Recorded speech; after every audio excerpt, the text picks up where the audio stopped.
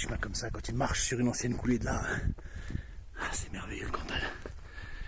Et voilà, on découvre les crêtes de Cabrespine et le Cassaïr. Et ça, c'est les roches folles. Bon, ne me demandez pas pourquoi. J'ai vu que c'était ça sur la carte, mais non, je connais pas l'origine. Donc c'est une gigantesque crête de lave. Une fissure qui s'était ouverte. Il y a combien de millions d'années, je sais pas. Et du coup, ça donne vraiment cette crête effilée. Et on va aller marcher dessus, ça va être magnifique.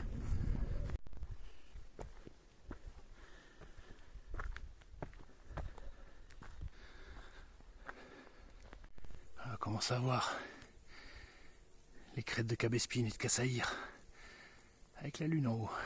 On la voit un peu. Allez, on est sorti de la forêt, on va se faire griller par le soleil à nouveau. On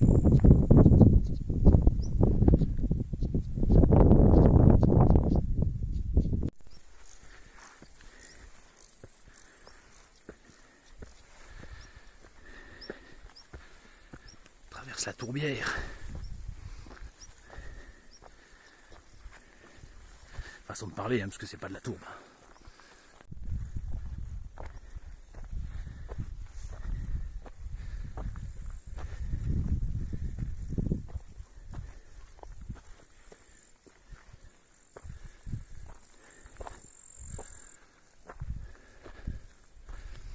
Ouais, le Puy-Marie en face, la brèche de Roland à côté. Ah, on voit le col au sommet.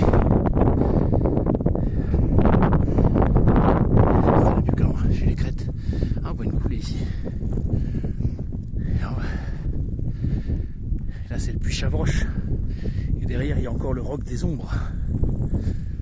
Puy-Marie, brèche de Roland. Et tout ça, c'est la vallée de la Jordanne. La rivière qui coule et qui lui donne son nom. Oh putain. Il raté la marche, dis. Allez, le col est en vue. Ça veut pas dire qu'on est arrivé, mais c'est déjà une première étape. Je me demande à quelle altitude on en est là. Je pense qu'au niveau du col, on doit être aux alentours des 1004, 1005. Je vais vérifier. Allez. Encore quelques mètres et on y est. Ah, j'adore marcher sur les coulées de lave.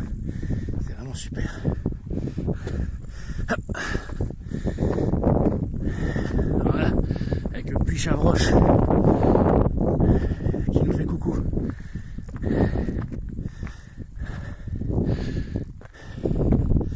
Voilà. Et de l'autre côté, on a encore une autre vallée. Je ne me rappelle plus comment elle s'appelle. Oh, joli ça. Ça c'est le Cassaïr, on commence à le voir. Les falaises, on va les explorer. On est à 1552 mètres. On voit bien la différence au loin avec le plomb du Cantal, la vallée de la Serre, où on a des sommets relativement arrondis, à part l'Arpent du Diable qui fait exception. Et ici, vous voyez le côté Puy-Marie, avec vraiment la brèche de Roland, le puy Pérars. Ici, le puy Chavroche, derrière, il y a le roc des Ombres, mais c'est plus alpin, plus découpé. On voit que les glaciers étaient plutôt ici. Même si le centre du volcan, c'est le puy Griou. Donc l'endroit le plus haut, ça devrait être là. Et on n'a pas les mêmes vallées glaciaires. C'est vraiment bizarre comme le paysage est changeant d'une vallée à une autre. Et après on voit que ça s'adoucit, c'est la fin du Grand Cantal. Allez, c'est parti pour l'ascension.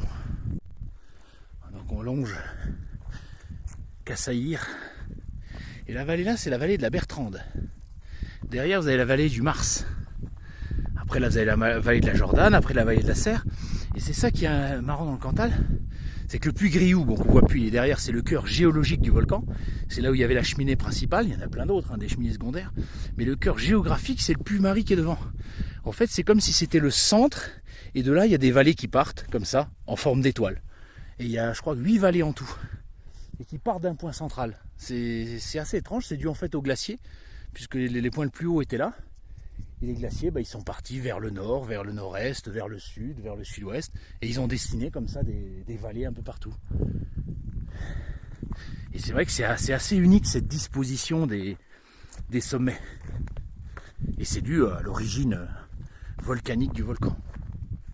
C'est très con ce que je viens de dire. C'est dû à l'origine volcanique du massif, excusez-moi. Allez, genre je téléphone. Le parcours devient un coup compliqué.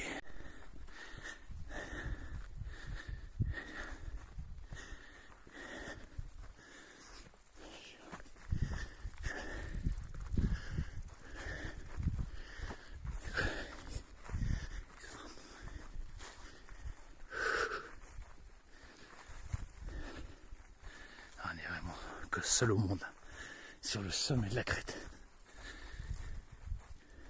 Et encore une fois, je croise personne.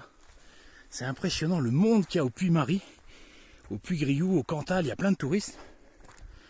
Vous allez sur la montagne d'à côté, il n'y a personne. Pourtant c'est tout aussi beau. On ne me rend pas bien compte, mais là vous voyez, vous avez une falaise, et là vous avez une falaise. On est pile sur la ligne de crête, il faut s'imaginer, alors il y a des millions d'années, je ne sais plus de quand date l'éruption qui a formé ce massif-là, je n'ai pas trouvé sur internet, mais je regarderai. En fait, la Terre s'ouvre en deux, comme une gigantesque faille, et la lave s'infiltre à l'intérieur, et elle a donné cette crête-là. Puisqu'après, l'érosion a enlevé toutes les parties meubles, et il reste que la crête dure principale. C'est-à-dire qu'au moment de l'éruption, là, la Terre s'ouvre en deux, là où sont mes pieds, et la lave jaillit du sol, et c'est cette lave solidifiée qui fait le socle sur lequel on marche. Voilà, le sommet de la crête de Cabespine. De Cassaïr, pardon. Cabespine, c'est la suivante, là. Là, on a une vue magnifique, là. Alors, on voit plusieurs falaises. Il y en a une, deux, parfois trois. Alors, je suppose que c'est dû aux coulées successives. Mais bon, après, je ne suis pas géologue, je n'ai pas de certitude à ce propos-là. Magnifique. Ok, donc apparemment, il faut escalader ça. Ok, bon, bah, on va s'accrocher. Ah, splendide. Il n'y a vraiment rien à dire, tellement c'est beau.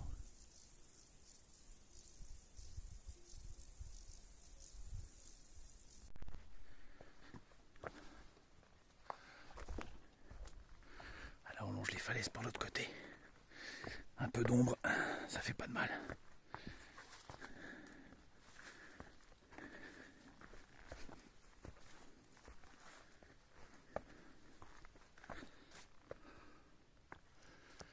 Ah, on voit toujours la lune. Un tout petit peu. Voilà. Avec ce téléphone, c'est pas terrible, mais bon.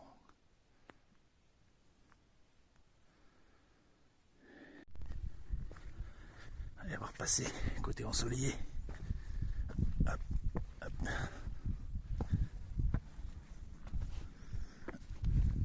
On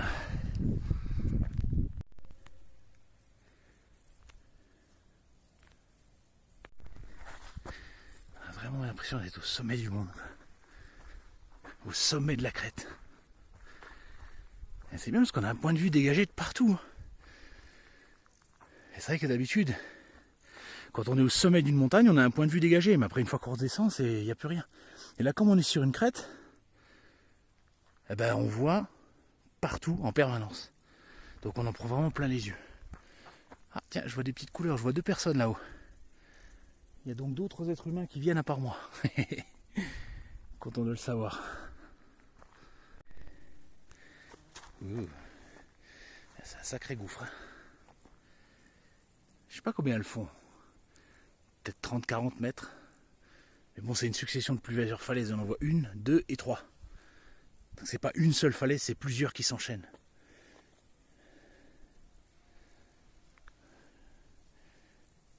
Ouais, faut pas éternuer là. Hein. Allez, on se prend une petite pause. Trouver un bon petit point de vue. Tiens, ça c'est de la joubarbe des montagnes. Ça ressemble à des espèces de marguerites mauves en paquet. C'est vachement beau. Bon là la floraison est terminée. Au début à la base ça ressemble à une espèce de cactus. Regardez, vous voyez. Ça c'est ça. Ensuite ça va éclore, la fleur va monter. Ça va donner ça, comme des espèces de marguerites mauves, magnifiques, et ensuite ça fane. C'est la joubarbe des montagnes. J'avais découvert ça dans les Alpes la première fois. Et là-bas il y a un lac. C'est l'un des rares endroits où on peut se baigner dans le volcan du Cantal. J'irai faire un petit tour après la balade.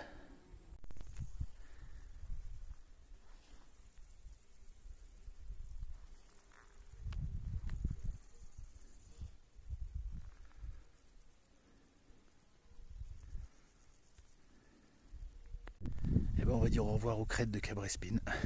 On est arrivé au bout. Maintenant on va revenir sur des crêtes un peu plus faciles, voilà, plus lisses. Voilà, jusqu'au rocher là-bas, et puis après on va redescendre dans la vallée et revenir jusqu'à la voiture. Bon, il y a encore 3 bonnes heures, je pense, de marche. Facile. Donc là on est arrivé au bout de la crête, on va commencer à redescendre dans la vallée. On est vraiment sur le flanc sud du volcan. C'est les derniers sommets, les plus arrondis, les moins hauts. Et après derrière c'est une grande planaise. C'est qu'en fait c'est encore volcanique là-bas, même si c'est tout plat, hein. C'est juste des couches de cendres accumulées et ça descend en pente douce.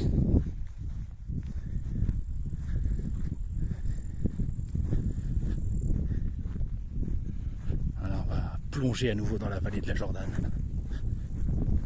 Une fois qu'on a passé les falaises, franchement c'est un chemin tranquille, c'est peinard. Là ça va être facile jusqu'à la voiture. Je pense 3 heures avant d'arriver.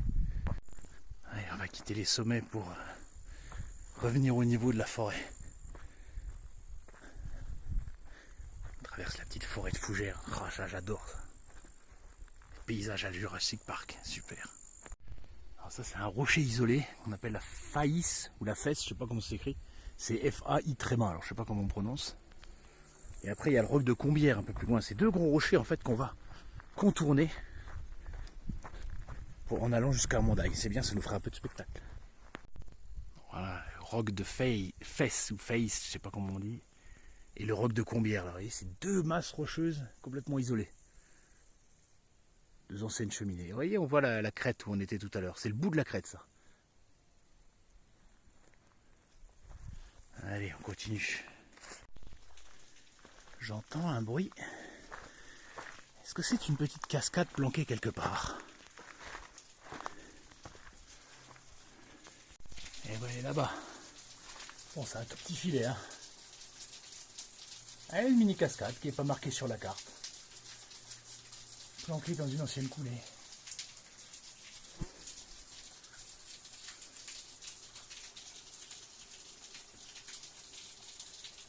Un petit rideau d'eau. Ah, le roc de Combe, c'est vraiment magnifique, hein. C'est une boule de pierre comme ça. Extraordinaire.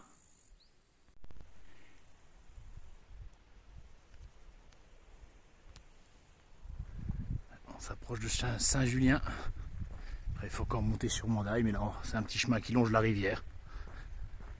Donc maintenant, c'est peinard. C'était une magnifique balade.